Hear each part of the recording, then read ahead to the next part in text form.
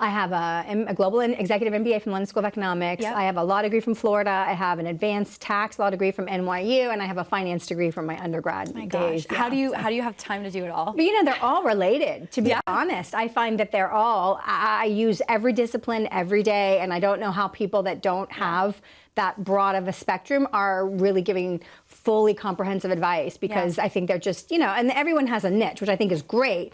I'm sort of, in every discipline, bringing it all together, packaging it for our firm, which, by the way, I have to say, it's worked out pretty well for our clients. We've done a pretty good job through this kind of mess that we've had since 2020. Well, and I love it because you have such a big platform, not only every Sunday on this show, but also on the podcast, Crashes and Taxes. Yeah. And then, of course, your national media that you've been on for 7, 8, it's been a while. Almost 10 years, I feel like, right? I think it's eight years. 8 years? Yeah. Okay. That's awesome. Yeah. That's awesome. And of course, we have Matt Gardner. You've been in the industry for 20 years. You're now with Walser Wealth as head of advisory services, which is fantastic.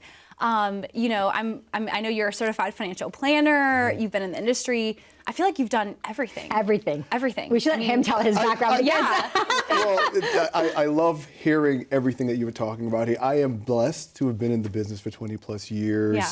I started my career in retail banking, then I went to commercial lending, then I went to corporate retirement plans, and then I did a bit of private banking, but then really found my passion when it came to financial planning and wealth management. And so hearing Rebecca's lengthy experience and what you do continuously for clients is one of the things that really attracted me to Walser Wealth, is the passion behind educating our clients, the passion behind helping clients. So when I saw the opportunity, Rebecca and I sat down and said, Mac, we're looking for a director of advisory services, someone to help the advisory practice grow, help our clients and our financial advisors with financial planning, really getting into the woods, into the weeds, and helping our clients unpack their financial situation.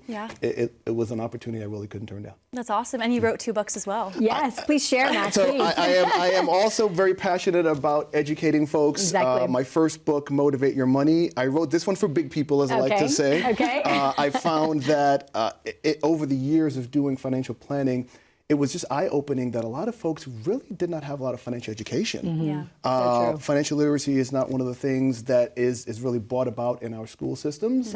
So I wrote my first one for big people. My second book is titled The 4 Money Bears, and this book I wrote for parents with little people, for parents with young children. Think about it. If you were a parent that never got this education, how can you share financial education with your child? So the whole idea behind the 4 Money Bears book is, if you are a parent with young children, K through 5, and want to start that conversation, here are 4 little bears that live in the woods that talk about the 4 functions of money: spending, saving, investing, and giving away.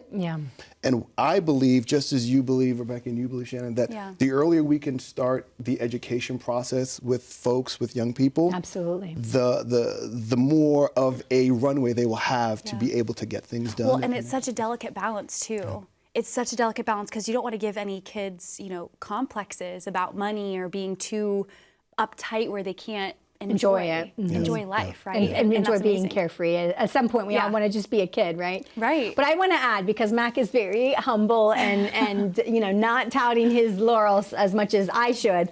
He was a really perfect fit for us. The firm has obviously been growing tremendously as we continue to be right about certain things, as we continue to be out there in a national way, really forewarning of what's coming. And we have been very, very accurate. And so people are taking note. People are coming to Walser Wealth, and I just can't do it all. As you guys know, we're growing, and I really needed Mac, because the financial Mac has been part of some over 6,000 financial plans. So this guy knows what he's doing. He's on the wholesale side, which we need, because we want the institutional. How are the institutionals really running the money? And he has that side, which is tremendous, because I talk about that side a lot, because that side really runs Wall Street. So we want the institutional expertise, and we want the ability to help advisors. And Mac, you could see what he's done individually on his own, writing 2 books already in his career. is right up our alley for leading with explanation, leading with explaining to clients what's going on in 2023, where should you be putting your money, how should you be putting your money, and you, most importantly, which we can't tell you in a public forum because obviously it's very customized advice, but most importantly, understanding that once again, we are in a change year. This is a change year, 2023. We are not out of the woods, not by a long shot. What we have done is kind of just smoothed over the repercussions of 2020, and we are going to feel the bumpy rockiness. And so we needed Mac, and he is an excellent addition. And Mac, we just are so excited that you have joined us and that you're on the show finally. I really do enjoy this. And I know we're going to talk about this more, but one of the other things that really attracted me to this firm is the fact that we are talking to clients, not just about sunshine, not just about all the great things that the market can do, but about protecting assets as well. And so I know we're going to dig a little deeper into that later, but the firm cares about the client, finding out what the client needs through a planning-based approach, and then finding the right solutions, I like to call them, to help that client, help that family unit. All the way through their long financial life journey. Well, I'm excited because we're going to talk about some successes that we've had, not only these past 3 years, but since the firm has started. That's really going to be kind of the premise of this show. I want to talk about the big impacts that we've had. And I know one of the stories that we want to kind of talk about is accessing a TSP plan. This was through a legal process that we have that because you're an attorney, you're a tax attorney, certified financial planner, so you're able to kind of dig deeper into maybe what can we access. And then I want you to kind of talk about that success story, Rebecca. Yeah, so we had some clients that worked for the federal government, and because I'm a lawyer and I'm in the legal sphere, we were able to really find and procure a process by which there are 13 states that can't do it, so not every state can, but our home state, Florida, where we're based, our corporate headquarters is based, certainly very amenable to this. And these clients were actually not in the state of Florida, but we didn't know we had used this legal process to basically get access to clients' locked up 401k or what we call ERISA governed accounts while they stayed and remained employed. So a lot of people think, oh, my money's locked up in my 401k. I'm going to work for this employer for 20 more years. I'm never going to get it.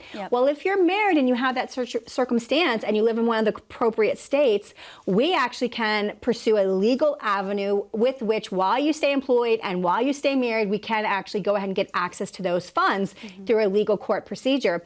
And we had clients that wanted that done with the federal TSP program, the Thrift Savings Plan, which is the federal government, 401k equivalent. Exactly. They're ERISA equivalent for federal government employees, civilian and what have you. And we were the first test case in the country, and we just got it through, and we're really excited about that. So we are able to look beyond what traditional advisors can do. Certainly we talk tax planning, tax strategy, whereas Wall Street won't touch out the 10-foot pole, as we've covered many, many times. And we can do even more than maybe you would ever think because you don't know it's possible, and Wall Street is not delivering it, that's for sure. You don't know what you don't know. The three no's, the things you know, the things you know you don't know, and the things you don't know you don't know. That you don't know. And that's the scariest one, right? Because there's so much in there and you just don't even know about it. Absolutely. So that was really exciting to just get that. And that's a national record that we just actually set. I mean, it's amazing. Absolutely amazing. And then I know there's another story here that we were talking about on break too, where you were able to get clients tax-free after 5 years. Yes. So I always design these tax-free plans. Like I want to, if you come in, unless you for some reason love taxable money and paying taxes, I'm going to try. I don't know anyone that likes to pay taxes. I'm just going to say that. Mac and I and all of our advisors are really going to try to get you in the most tax-free version of your best self that you can be. And, it is a slog of a plan. Usually it's on the short end, it's about 5 years. There's longer plans. There's 10, 15-year plans, but aggressive planning to take someone who has a substantial nest egg that's pre-tax and over a series of years, in this case 5, and move it to completely tax-free. I mean, you just feel so accomplished. And I have to tell you, when I was meeting with that client, I was saying to him, I'm so proud of you because I know that every year when we did this and you wrote out that tax bill and you're paying, you're like, fun. I can't believe she talked me into this. But now that we've come through that fire, you're tax-free for the rest of your life. Social Security, unless they change the law, Social Security is not going to be taxable to you because you have no source of taxable income. And I mean, he and his wife both were so overjoyed that they have literally divorced Uncle Sam from their portfolio for the rest of their life. And no matter how much we grow it now, because it's in those tax shelters legally, we don't have future taxation for this family. And I'm just so thrilled with that. And it is possible, it can be done, and it should be done. Yeah, it's always great when a plan comes through, as they say. Yes. And that's one of those things. If you've been in this business as we have for a certain amount of years or time, the financial planning process takes time. It does. And it's hard for a lot of clients at times to look and be like, okay, why are we doing this? Why are we doing this?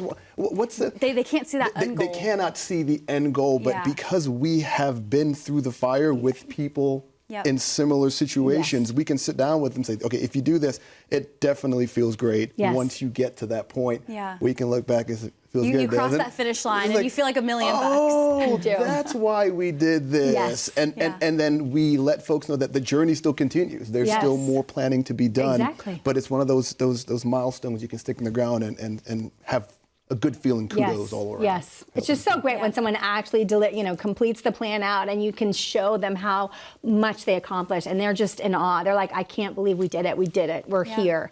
It's phenomenal. It's a great feeling. And through planning, we can uncover so much. I mean, I know you are so big on planning, Mac, and I think that's why you work so well with us, because so many people come and see us and they say, oh, I have a financial plan. Do you know what they give us? Their statement. Their statements. Yeah. And I tell you what, just to piggyback off of what we're talking about here, and I'll bring it up again. Planning is simply bringing the future into the present to do something about it today. Yeah. That is all financial planning. It is. Sitting down with folks and saying, okay, what's your end goal? What would you like to accomplish in 3, 5, 10 years down the road? Yes. And what can we do today to affect and impact some sort of change? Personally, what I love about our approach is there are too many advisors out there that sell sunshine. And they'll look at rates of return and show you all the great things, the way to grow your money. But they don't sit and look at the other side of that coin. What can happen if, death, disability, divorce, all these bad things that can happen in your life? We need to discuss that as part of the financial planning process. And we do that here. We look at everything and we'll find the right tools and solutions so that if we need an umbrella, if the sun doesn't always shine and the rain comes and we have storms, we have that plan in place. So I am a huge proponent of utilizing the financial planning process to look at both the growth, but also look at the protection side. And I just will sum up what Mac just said by telling the audience at home, always begin with the end in mind. We cannot successfully develop a plan for you if we don't know what our end goal is. We know where you are right now, but we don't know if you want to end here, here, or here. So we have to start with where you want to end, and then we can reverse engineer. This is a mathematical reverse engineering process where we take where you want to end and we reverse engineer the steps from where you're beginning to get to where you want to end. And that is why, our firm works so well for people that really have needs and really need a plan. And that's pretty much everybody, let's be honest. Right, everyone needs a plan. Always begin with the end in mind. And I will just say, Mac, to your point, I think because I'm a lawyer and because as a lawyer we are trained, this is what lawyers are trained to do. Like, look at a situation and start to see the path and see all the pitfalls that could come up on the path. You mentioned divorce, you mentioned bankruptcy, you mentioned job loss, you mentioned economic collapse. All of these things are coming up and we are planning around them. We are planning through them. And obviously the biggest thing that's happened in these last 3 years since 2020 has been the economic shift that we have been really preparing for since 1944 when we had a Bretton Woods, New Hampshire agreement that the US dollar would be the world's reserve currency. We have been moving towards 2023 since 1944. And now we are here. And now things are changing. And if you're not hearing that from your advisor at home, you need to pick up the phone and call us, because we are telling you guys at home what's going on and how this world is changing and how we can help you actively, preemptively prepare for what is coming. And I will just tell you that we did this in 2021 and 2022, and we have gotten it right. Yeah. And I want to kind of talk about what are we doing differently than some of these other big box shops. And I think, Mac, you have a really great experience to kind of tell us that. You know, what are we doing different that maybe other people, other advisors just kind of solely sticking to the traditional route? Sure. So if you are in this market for financial advice or guidance, and you're getting that guidance or advice from one of these big box shops, you will see the traditional 60-40 combination of stock and bond, and that's the suggested asset allocation that you should utilize to walk your financial life path, and Right. volatility and diversification. But what we found is that you can't always go that route, because there's so many other different types of financial tools that are out there. And sadly, these big box shops aren't created to provide that leverage and provide that open toolkit, as I like to call it, right? And so if you are at one of these big box shops, your advisor's telling you to do this, and as you say, stay the course, and this is what's gonna happen, and not necessarily say to you, hey, there are other things out here that can help you. Right. One, they're just not very comfortable with it. They don't understand it. And two, you need to have a firm that has those resources and has people in-house that happens to be an attorney, that happens to understand tax, that happens to all that, like you, Rebecca, to be able to say, hey, look, I know all these tools. I've worked with all these tools. Let's bring them to you. And so that's my biggest takeaway from working on one of these big box shops, as opposed to a boutique firm like Walser Wealth. Yeah, and you know, what you just said, Mac, made me realize, you know, we follow a fiscal house philosophy. So we actually, when we come in and we're sitting down with you to build a financial plan that can scope to the end of your life, I like to do planning personally until age 100 for both spouses if possible.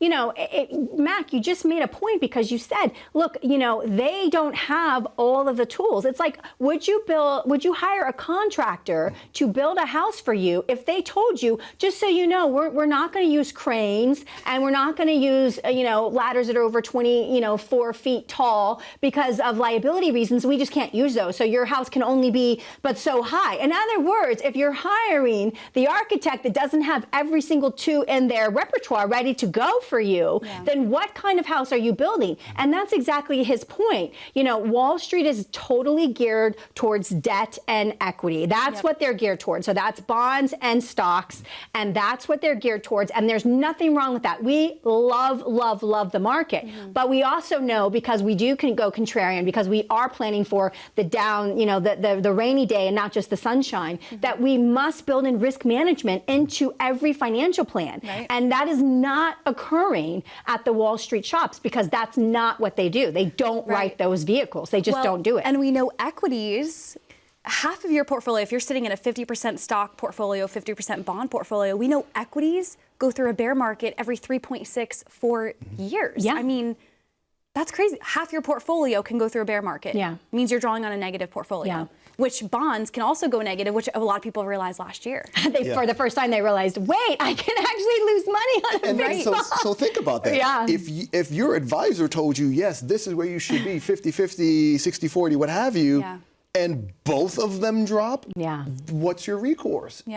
There are tools that actually did well. That's right. There are areas of the market, there are financial resources that did well last year. And working with a firm that can talk to you about these solutions and position them how it works holistically with your plan.